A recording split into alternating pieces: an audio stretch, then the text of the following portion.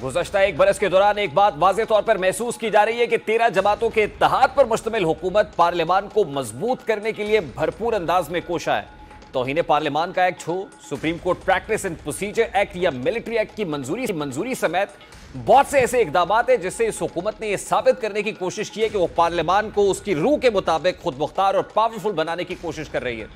जब जब supreme court ने किसी ऐसे मसले पर फैसला सुनाया जो मुतनाज़ हो, तब इसे पार्लियामान से मंजूर शुदा करारदादों के जरिए मुस्तरद करा के यह बावर कराया जाता रहा है कि कानून बनाना पार्लियामान का काम है और उसकी खुद मुख्तारी पर कोई समझौता नहीं किया जाएगा। 14 मई को इलेक्शन के फैसले को भी इसी पार्लियामान के जरिए जायल किया गया। यह भी देखने में आया कि जब जब हुकूमत को महसूस हुआ कि किसी खास इदारे ने उसकी सियासी मुखालिफ जमात की सहूलतकारी की है, तब हुकूमत ने इस इदारे को पार्लियामान के जरिए जवाब दिया है। बज़ाहिर ये तमाम इकदाम ऐसे थे जिसने जमहूरियत और जमहूर को मजबूत किया है, लेकिन अब ये जमातें इंतखाबी इस्लाहात के नाम पर मुबैना तौर पर ऐसे इकदाम उठाने की कोशिशों में मसरूफ हैं जिसमें किसी भी सियासी जमात पर पाबंदी लगाने का हक सुप्रीम कोर्ट से लेकर पार्लियामान को दिया जा सकता है, जिससे यह तासुर उभर रहा है कि ये सब इकदाम अपनी सियासी मुखालिफ जमात पर पाबंदी लगाने के लिए किए जा रहे हैं। अब से पहले किसी भी जमात पर पाबंदी लगाने का फैसला सुप्रीम कोर्ट करती थी। उसी के फैसलों की रोशनी में इलेक्शन कमीशन किसी भी जमात पर पाबंदी लगाती थी। माजी में सुप्रीम कोर्ट के ऐसे ही फैसलों ने मुल्क में जमहूरियत को शदीद नुकसान पहुंचाया और तब यही सियासी जमातें ऐसे अमल को जमहूरियत पर शब खून मारने की साजिश करार देती थी। पहले यह तासुर दिया जाता कि जो किसी हद तक हकीकत पर मबनी था कि किसी भी जमात को सियासी अमल से बेदखल करने का फैसला एस्टैब्लिशमेंट करती है, लेकिन अब सियासी जमातें ही दूसरी जमातों पर पाबंदी लगाने के दर पे हैं। ये सियासी जमातें जो जमहूरियत की चैंपियन बनने में ज़मीन व आसमान के गुलाबे मिलाती थी, आज जमहूरियत का कत्ल और कत्ले आम का फैसला करने का इरादा रखती हैं। एक बात तो तय है कि ये सारा नाम सिर्फ और सिर्फ तहरीक इंसाफ को कॉर्नर्ड करने के लिए किया जा रहा है। हुकूमत अब तहरीक इंसाफ पर पाबंदी लगाने के हवाले से अपना जहन वाज़ेह कर चुकी है। आज भी इंतखाबी इस्लाहात कमेटी का इजलास अयाज सादी की ज़ेर सदारत मुनक्किद हुआ। इजलास के बाद मीडिया से बात करते हुए उन्होंने इस तासुर की नफ़ी करते हुए बताया कि हमारा काम इंतखाबी इस्लाहात करना है, सियासी जमातों पर पाबंदी लगाना नहीं है। सियासी जमात पर पाबंदी से मुताल्लिक कोई तजवीज़ ज़ेर गौर नहीं है, लेकिन साथ में उनका यह भी कहना था कि बेशुमार चीज़ें साबिक चीफ जस्टिस साकिब निसार दौर में की गई। साबिक चीफ जस्टिस साकिब निसार दौर में इलेक्शन से मुताल्लिक मुतनाज़ा फैसलों को ठीक करने की कोशिश कर रहे हैं। ये बात ढकी छुपी नहीं है कि इत्तेहादी हुकूमत तहरीक इंसाफ को अपनी राह में सबसे बड़ी रुकावट समझती है, इसीलिए वो हर उस इक़दाम को सपोर्ट करेगी जो तहरीक इंसाफ को कॉर्नर्ड करने में मदद देगा।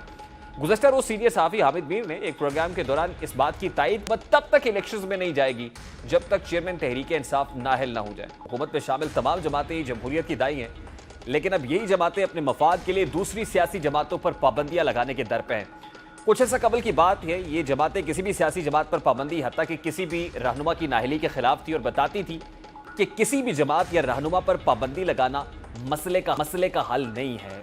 उस वक्त पॉलिटिकल पार्टीज क्या कहती थी, अगर प्रोड्यूसर वो शॉर्ट प्ले कर सके तो कुछ ही देर में वो शॉर्ट भी आपको सुनाएंगे। अब उन जमातों के सरबराहान से जब मुखालिफ जमात सियासी जमात पर पाबंदी के हवाले से कहा जाता है तो उस जमात को सिरे से ही गैर सियासी करार दे देते हैं। वो कहते हैं कि ये सियासी जमात है ही नहीं और इसलिए इसको बैन कर देना चाहिए। इससे पहले क्या कहते रहे, जरा उसकी एक झलक आपके सामने रखते हैं कि इससे पहले क्या पॉलिटिकल स्टेटमेंट्स डाल के पीडीएम सरबराह मौलाना फजलुर रहमान तो कई बार बबागे दोहल ये बात कह चुके हैं कि वो तहरीक इंसाफ को पॉलिटिकल पार्टी ही नहीं समझते हैं। तहरीक इंसाफ कोई पॉलिटिकल डोमेन के अंदर कोई सियासी पार्टी नहीं है। मौलाना फजलुर रहमान का शॉट भी आपके सामने रखेंगे, लेकिन उससे पहले इंपॉर्टेंट डेवलपमेंट ये है कि आज वज़ीर आज़म पाकिस्तान शहबाज शरीफ साहब ने यह कहा है कि उनकी हुकूमत 14 अगस्त को अपनी मुद्दत पूरी कर लेगी और मुद्दत पूरी करने के बाद वो जाहिर है केयर टेकर सेटअप आना है और केयर टेकर सेटअप ने यह फैसला करना है कि इंतखाबात कब होंगे। इस वक्त हमारे साथ पाकिस्तान मुस्लिम लीग नून के मरकज़ी रहनुमा डॉक्टर आसिफ किरमानी साहब मौजूद हैं, उनकी तरफ बढ़ेंगे। अस्सलाम वालेकुम डॉक्टर साहब, बहुत बहुत शुक्रिया आपके वक्त के लिए। सबसे पहले तो बड़ा सादा सा सवाल है कि आप समझते हैं कि तहरीक इंसाफ पर पाबंदी लगा देनी चाहिए? वालेकुम सलाम, शुक्रिया रेहान साहब। मैं समझता हूँ, देखिए कि पाबंदी का जहाँ तक है वो तो या इलेक्शन कमीशन किसी जमात को कलअदम करार दे सकता है या सुप्रीम कोर्ट जो है। लेकिन यहाँ माजी में ये देखा गया है कि कुछ जमातों को जिनको माजी में कलअदम करार दिया गया या पाबंदी लगाई गई वो किसी और नाम से रजिस्टर हो गई।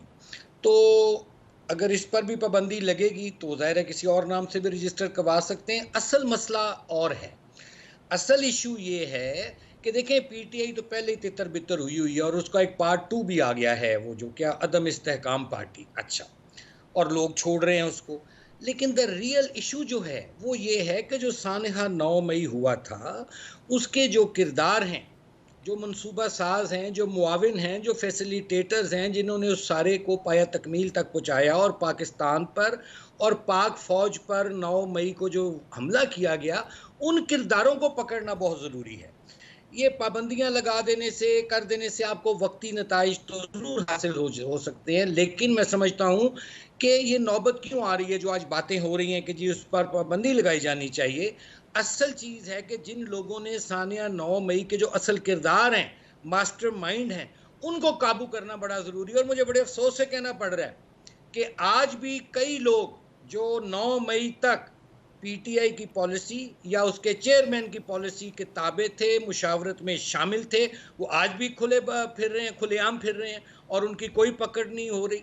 असल मसला ये है कि जिन लोगों ने ये एक पाकिस्तान की रियासत पर और फौज पर हमला किया है, उनको काबू करना चाहिए। अच्छा, ये बड़ी तो इंपॉर्टेंट बात आपने की है आसिफ किरमानी साहब। सबसे पहले तो आप ये कह रहे हैं कि आप इस फैसले के हामी नहीं है कि तहरीक इंसाफ पर पाबंदी लगा जाए, क्योंकि माजी के नज़ायर मौजूद है कि बहुत सारी पॉलिटिकल पार्टीज को बैन किया गया, वो किसी और नाम से आ गई। ये बात बिल्कुल दुरुस्त है। फिर जो दूसरा नुक्ता आप उठा रहे हैं, ये सवाल बड़ा इंपॉर्टेंट है कि वो एट लार्ज क्यों हैं? वो लोग जो सानिया 9 मई के अंदर मुलव्वस थे, क्या किसी दूसरी पॉलिटिकल पार्टी की छत्र छाया में जाने से या उसको लेटर स्टेज पे कंडेम कर देने से भी क्या उनको खुली छूट मिल जाएगी? तो ये सवाल तो आप ही की हुकूमत से है कि अभी तक उनको काबू क्यों नहीं किया गया? देखिए, इसमें बिल्कुल मैं समझता हूँ कि जो इदारे हैं, जो कानून नाफिज करने वाले इदारे हैं, और उनका ये फ़र्ज़ बनता है कि जो लोग अभी तक जिन और जो मुलव्विस हैं, बेगुनाह शख्स को बिल्कुल नहीं टच किया जाना चाहिए। लेकिन जो लोग इस सानेहा के मरकज़ी सानवी किरदार हैं या जिन्होंने डायरेक्टली और इनडायरेक्टली जिन्होंने इसमें अपना हिस्सा डाला है, उनके लिए तो कोई रद्दो रियायत और कोई रहम की कतन कोई गुंजाइश नहीं होनी चाहिए। और इसमें हुकूमत को चाहिए कि वो इसमें जो लॉ एनफोर्समेंट एजेंसीज हैं वो अपना किरदार अदा करें। अब देखिए ना कि कितने जुल्म की बात है कि ये जो अदम इस्तेहकाम पाकिस्तान पार्टी है, मैं तो इसको अदम इस्तेहकाम कहता हूँ। अच्छा। ये 8 जून को इसकी पैदाइश हुई है। तो 9 मई के वाक़या तक तो चंद लोगों को छोड़कर, चंद लोगों को 2, 3, 4 लोगों को छोड़कर, जो कि साल 2 साल पहले ही पीटीआई से अपने रास्ते जुदा कर चुके थे, बाकी लोग तो सारे मौजूद थे।